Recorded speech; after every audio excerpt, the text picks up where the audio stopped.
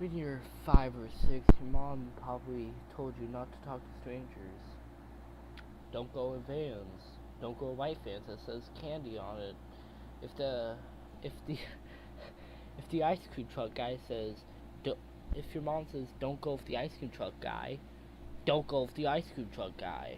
You might be looking at the title and go like, oh, why are you doing this? I don't know.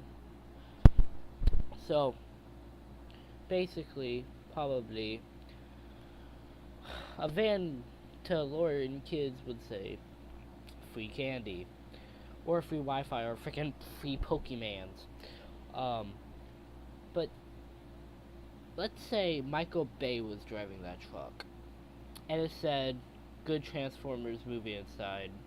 Instead of it showing Transformers 1, 2, actually no, instead of showing Transformers 1 or 3, or even Bumblebee, it would show instead of getting, instead Michael Bay would force you to watch this hump, would make you watch this piece of junk.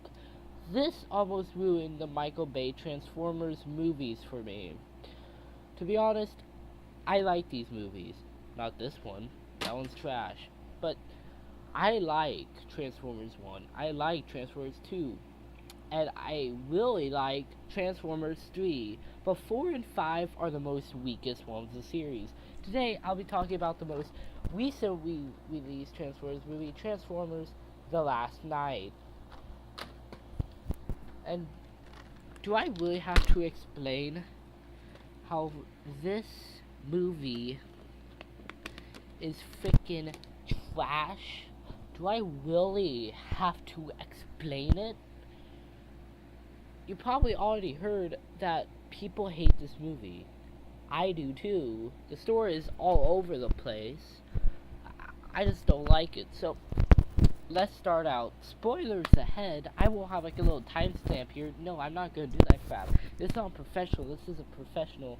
I'm not freaking your movie sucks or anything. So we start out in space. Optimus Prime is floating in space. That is the only time we see him. Really, until the middle of the movie. And even though, look at this box, it seems like he's one of the most important characters. Right? Wrong. So, Optimus Prime is floating in space because at the end of Age of Extinction, he wanted to go see the creators. Now, creator. So yeah, basically he floats in space, and then we cut to Chicago, where we see Bumblebee. And there's like a whole entire like shootout thing where Bumblebee like splits apart and crap. People think he's dead. You go like, and then you start shooting the crap out of people. And then that one guy from the Transformers trilogy shows up. I go like, B, why you do this? It's not Sam Witwicky. I wish it was Sam Witwicky, but it's not Sam Witwicky. Because he's probably never gonna show up in any of the movies again. Oh wait, okay, so yeah, and then we actually see Megatron and Barricade. I have one question. Last movie we saw like a Megatron that was created by humans, which was Galvatron. So why the frick is Megatron in this movie? As I remember, Galvatron died in Age of Extinction. So why the frick is he in this then? If Megatron is obviously dead, why is he in this movie? Doesn't make sense. Darn, I don't like this movie, you can obviously tell. But let's continue on. Also, in this Chicago scene, we see this girl that is a very big part of the story. She's so forgettable, I forgot her name. So yeah, and then Um, crap. This movie's forgettable, man.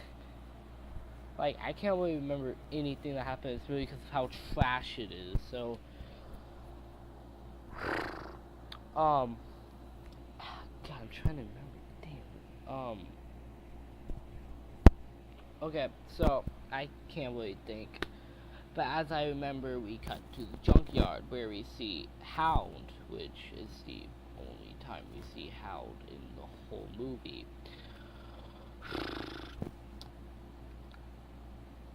God, I can't. Guys, let's just skip the story for this episode. I don't remember the story. All I remember is that it's trash. But I know, but why did they have to ruin the series? Why did they have to ruin the series? They should have just kept the original cast, Sam Witwicky. They should have killed off Megatron. They should bring on Unicron. We haven't seen Unicron in a Transformers cinematic movie yet. And we're probably never going to. As I remember, Transformers 6 was cancelled, so we're never going to see Unicron. Maybe, like, it could have been something like Spider-Man 4, where it was going to redeem the series after, like, Spider-Man 3. And Transformers case, it could have, Transformers 6 could have redeemed the series from the whole, it could have freaking took Transformers out of the hole it's in. Transformers 6 could have been something amazing. We could have seen Unicron. We could have seen all of that. We got Unicron teased in this movie. Like, he was Earth. But we will never see him. Because the last movie we're getting is Bumblebee. Which is not going to have Unicron. God, this movie breaks the continuity of the movies. Like, as I remember, Bumblebee wasn't on Earth. Bumblebee wasn't on Earth in frickin' World War II. He was on Earth in the 30s and 40s. He wasn't there. He was somewhere floating in space as a protoform. He wasn't on Earth. Heck, the freaking tie-in game to the first Transformers movie, Transformers the game, it had literally the first scene in the Autobots campaign was Bumblebee crashing down into Earth. So why did they have to break it? Freaking to have Bumblebee as a Jeep, and now Bumblebee is in the 80s as a freaking Beetle. I like how he's a Beetle, like in the original show, but still, this movie breaks the continuity. I'm happy Bumblebee isn't breaking it anymore. Like, Starscream is somehow there. Starscream's design is pretty good. Good on them for giving him his G1 design. Good thing, like, I was going to flip if I found out that Optimus Prime was with Bumblebee in Bumblebee. I was going to totally flip out. Cause, like, if they do that, I will flip out. Cause we know that this movie and 4, it takes place in the same universe as Transformers, the Transformers trilogy. Cause we know that the Chicago battle happened. We were in Chicago at the beginning of this movie. We saw it. God, the freaking continuity, man. Damn. And then we have Sam Witwicky that people are actually presuming to be dead. That means we're probably not going to see Shia LaBeouf reprise his role as Sam Witwicky. That is sad, to be honest. Alright, so let's go off the whole continuity tangent I just went on. So yeah, just this movie sucks. It's bad.